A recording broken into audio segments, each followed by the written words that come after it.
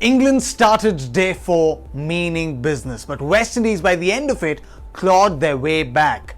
Day 4 of the first test between England and the West Indies in Southampton had it all, as it saw Burns and Sibley stepping up, England building on the lead, and West Indies clawing their way back in the game.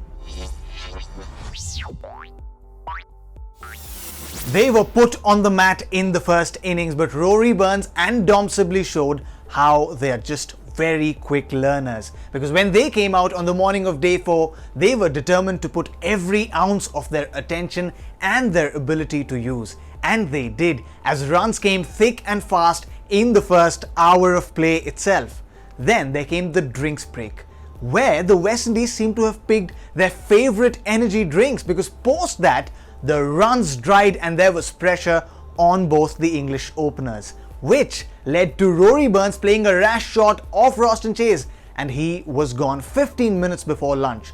At lunchtime, England's trail was just reduced to 35 runs. Post-lunch, England progressed steadily yet again, this time Dominic Sibley taking up the role of scoring the bulk of runs, and he did that while en route his 50. But his joy of reaching his 50 was short-lived, because right after scoring his half-century, he chopped one right onto his stumps off Shannon Gabriel.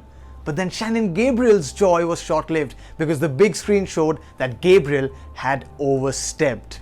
But to everyone's dismay in the English camp, this joy for them lasted just one ball, because the very next ball, Sibley tried flicking one way down the leg side off Gabriel and gave a simple catch to Shane Dowrich behind the stumps.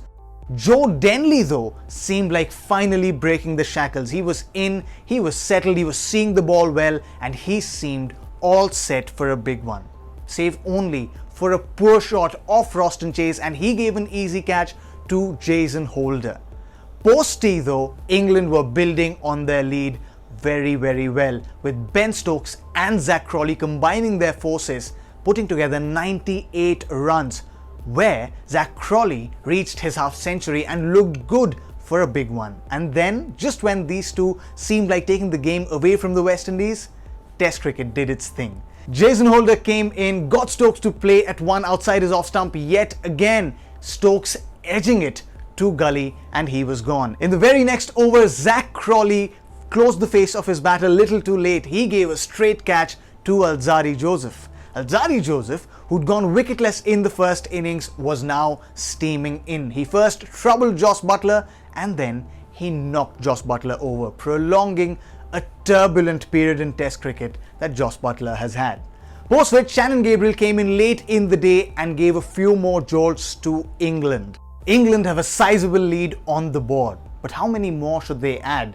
How much time will they take to bowl the West Indies out if they can? How many would West Indies be comfortable chasing? There are many questions, and all of them will be answered on the final day of this exciting Test match, because it is definitely game on.